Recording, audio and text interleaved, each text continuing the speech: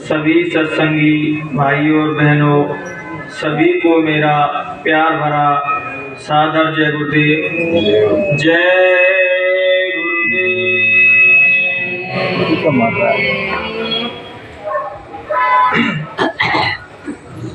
संत कहते हैं कि खुदा के नेक बंदे होते हैं, वो भी देख लेते हैं। फरिश्ते देख नहीं पाते, वो भी देख लेते हैं। महात्मा कहते हैं कि जहाँ देवी देवता भी उसके मालिक के, उस परमात्मा के दर्शन नहीं कर सकते, वो मालिक के नेक बंदे होते हैं जो सद्गुरु का प्यारा हो जाता है, उसको झट से दीदार करा देते हैं। जहाँ संत महापुरुषों का इतिहास भरा पड़ा है कि दीमक लगी साधना कर करके तब भी उस प्रभु को नहीं पा पाए, लेकिन जब सद्गुरु की मौज हो गई तो सहज से ही परमात्मा को पा लिए। आज के कलयुग में, मलिन युग में हम लोग इतना अपने आप को कष्ट दे रहे हैं, फिर भी परमात्मा नहीं मिल रहा। कारण क्या है? परमात्मा नहीं चाहता कि आप अपने आपको किसी भी प्रकार का कष्ट दो। कष्ट देने से किसी को नहीं मिला प्रभु को। प्रभु तो सहज और सरल हो जाता है, उसको मिल जाता है। लेकिन हम देख रहे हैं कलयुग में जितना संत दिखावटी होगा उसके पीछे उतनी जनता लगी होगी। आप कुंभ में देख रहे हो स्थिति क्या है, उनके पास भगवान की भक्ति की कोई चर्चा नहीं है, बस ऊपर का दिखावा है। बस वो कहते नहीं कि जब तक तुम्हारा अंतःकरण शुद्ध नहीं होगा, भाव तुम्हारे पवित्र नहीं होंगे, तो तुम कुछ भी कर लेना, वहां तक पहुंचना वो रास्ता इतना दुर्गम है, इतना कठिन है कि यूं तो सहज ही अगर सदगुरु की मौज हो जाए तो सहज ही वहां कोई पहुंच सकता है, और यूं तो अपनी तरफ से कितने भी तपस्या कर लेना, साधना कर लेना, पहुंचना बहुत कठिन है वहां।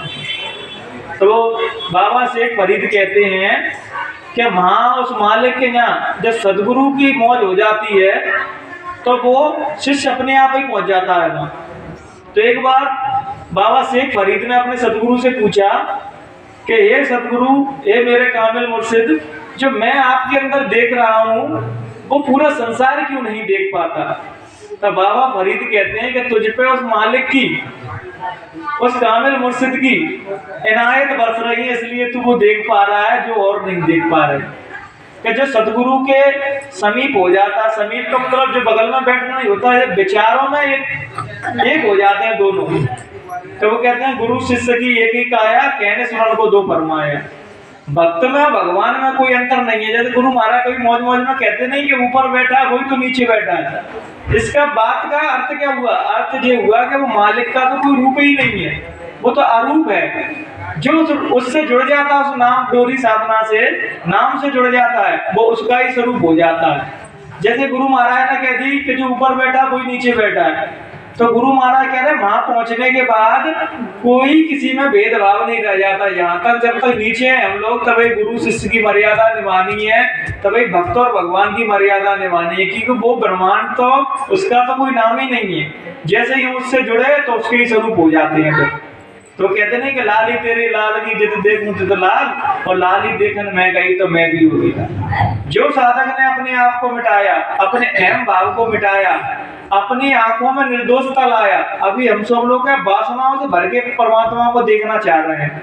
जब तक हमारे अंदर वासनाएं रहेंगी, किसी भी प्रकार का मोह, किसी भी प्रकार की हमारे अंदर घृणा, राग, द्वेष रहेंगे, तब तक हमारा परमात्मा दिखाई नहीं देगा।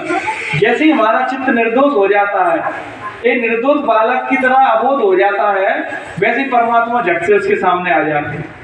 अभी हमारे चालाकी, हमारे चतुराई की वजह से तो हमसे दूर है वो।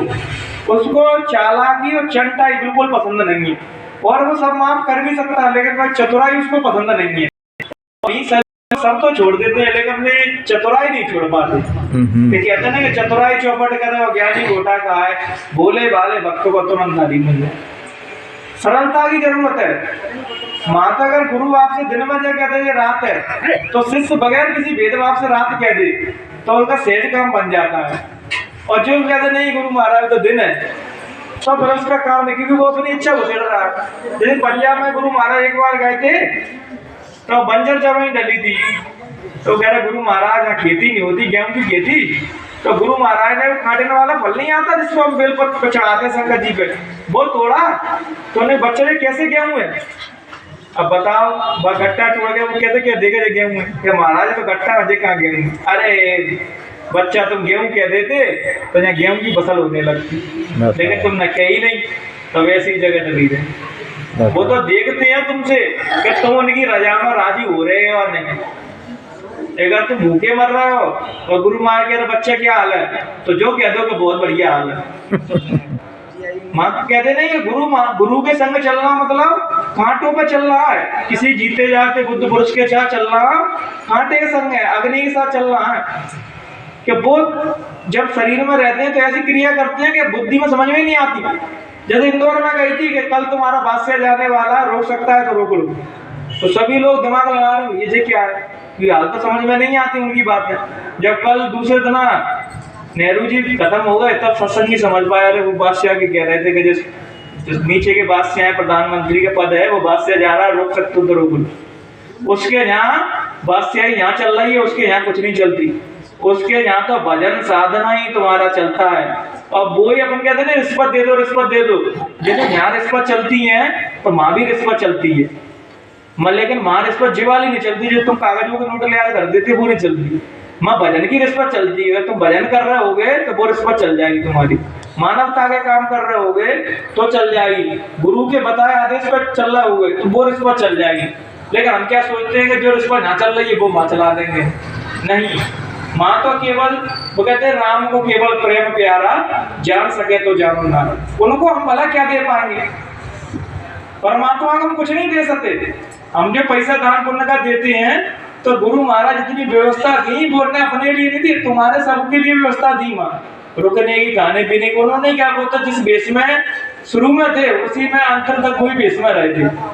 आज के कलयुगी महात्मा ऐसे हैं कि थोड़ा उनका समय बन रहा तो महात्माएं बदल जाते हैं। कलयुग में महात्मा को कहा जिस प्रकार सूरज किसी में भेदभाव नहीं करता, या सूरज का प्रकाश यहाँ आएगा तो समान समोता है, इक्वल रूप से प्रकाश देगा।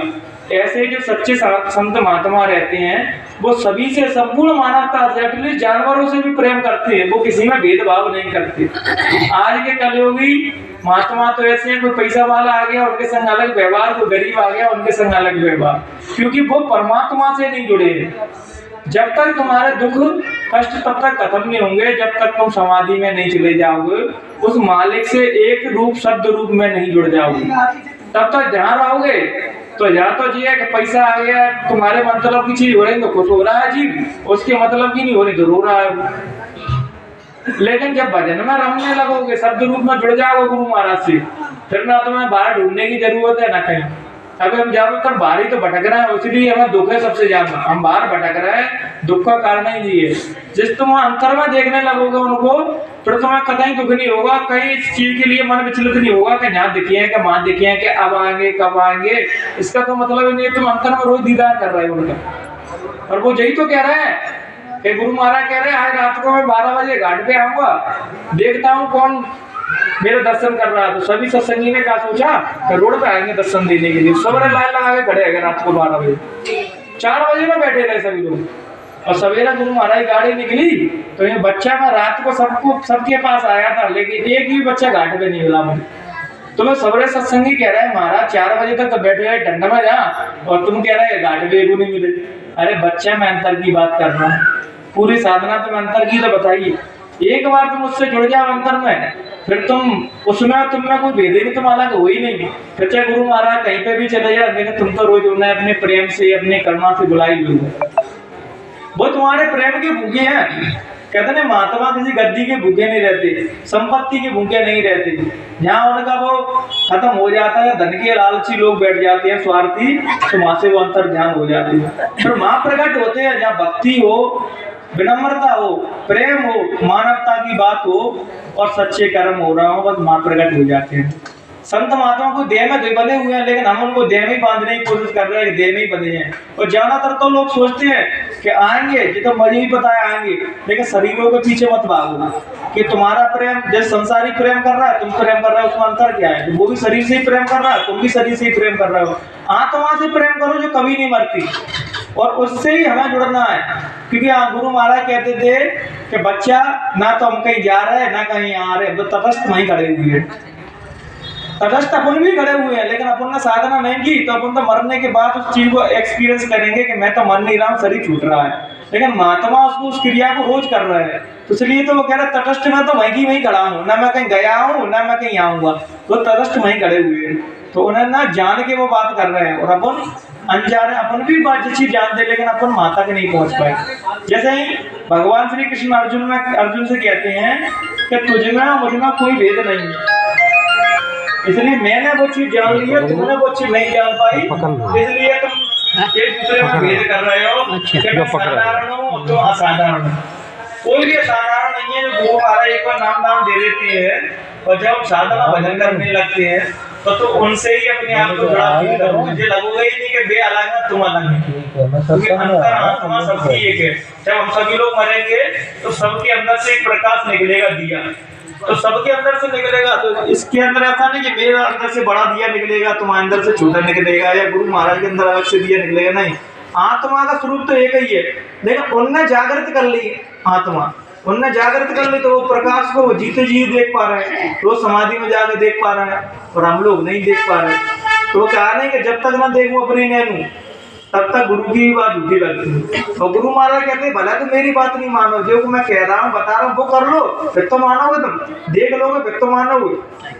इसलिए देखने में विश्वास करो, पूरी कोशिश करो कि भजन में तल्लीन हो जाओ, गुरु महाराज से मेरा प्रेम हो जाए, इश्क हो जाए, जिसे सूफी कहते हैं। तो हम सभी लोग 1.5-2 महीने से सभी लोग प्रेम की बातें कर रहे हैं, मैं भी कर रहा हूँ। तो वो संत क्या कहते हैं कि प्रेम का अर्थ वही है कि आत्मा परमात्मा में विलीन हो गई, वो शब्द से जुड़ गई, वो है असली प्रेम। जो प्रेम की बात हम यहाँ की प्रेम की बात नहीं कर रहे कि स्त्री पुरुष की प्रेम की बातें कर रहा हूँ, व्यवहारिक प्रेम है, जो व्यवहारिक प्रेम है।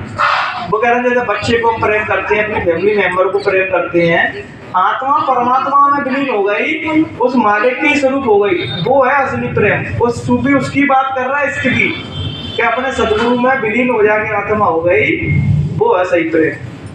उसको ही हम सब लोगों को प्रेम करना है, और रोने से हमारा अंतःकरण शुद्ध होता है, हमारी निर्दोषता, हमारी आत्मा खुश हो जाती है। तुम देखना 4-5 घंटे भजन करना और तुम रोए नहीं तो तुम भजन में आनंद नहीं आएगा। जैसे ही तुम्हारे आंसू आ गए, भला तुम आधा घंटा भजन करना, लेकिन उसमें भी अपनी आत्मा तरफ सोचिए कि वो आत्मा निर्दोष होती जा रही है, छल प्रपंचों से दूर होती जा रही है। जब साधना भजन करोगे तब गहराई में जाओगे तो बहुत आनंद, आत्मा बहुत आनंदित होती है, और उसको ऐसा सुख मिलता है मानो कहीं ऐसा सुख नहीं। संसार में सुख ढूंढने जाओगे तो कहीं नहीं मिलेगा, लेकिन अपने अंतर में जाओगे तो तुम्हें बहुत कुछ मिल जाएगा। पर इन्हीं शब्दों के साथ हम अपनी वाणी को यहीं विराम देते हैं। अगर कहने सुनने में मुझसे किसी भी प्रकार की त्रुटि रह गई हो तो अपना बेटा, अपना छोटा भाई समझ के माफ कर देना। जय गुरुदेव।